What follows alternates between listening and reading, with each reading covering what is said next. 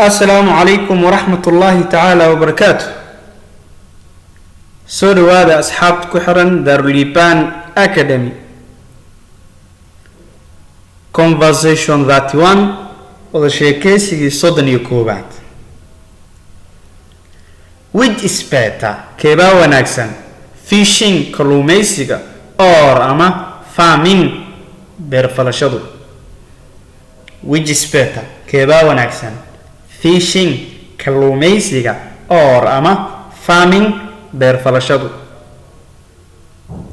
Fishing كلوميسيكا is better than حكا وناكسن يهي farming برفلشدو because محايا you can fish waad kalluumaysan kartaa every season xilli walba of the year ee sanadka ka mid ah.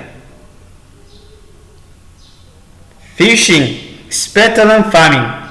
Kalluumaysigu wuxuu ka wanaagsan yahay beer falashadu because maxaa yeelay you can fish waad kalluumaysan kartaa every season xilli walba of the year ee sanadka ka mid ah. What about bal ka waran farming beer falashadu? What about balkawaran farming beer falashadu? If you are farmer, haddii aad tahay beeroley, you have to wait waa inaad sugtid for the rain roobka that you are not sure kaasoodan hubin whether you will get in aad helaysid or ama miss ama aad weynayso. If you are farmer, haddii aad tahay beeroley, you have to wait waa in aad sugtid for the rain roobka that you are not sure kaasoodan hubin whether you will get or miss inaad helayso ama aad weynayso. My brother walaal, I think saan u malaynayo you are not aware maka warqabtid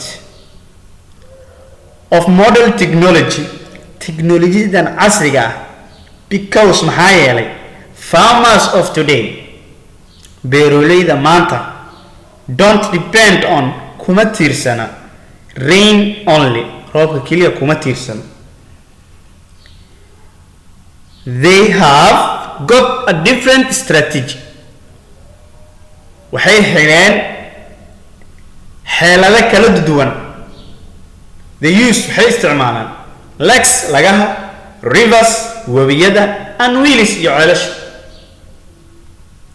My brother walaalkii, I think saan u malaynayo you are not aware kama warqabtid of modern technologydan casriga ah because maxaa yeelay farmers of today beeroleyda maanta don't depend on kuma tiirsana rain only roobka kaliya kuma tiirsana.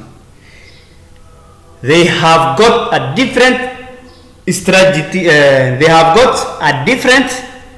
strategy waxay isticmaalaan xeelado kala duwan ama habab kala duwan. They use waxay isticmaalaan lakes lagaha rivers wabiyada and wheels iyo ceelasha. waa mahadsantiin akhyar. Assalaamu calaykum waraxmatullahi tacaala wabarakaatu. kulan dambo oo xiiso badan insha allah. nabaadiino.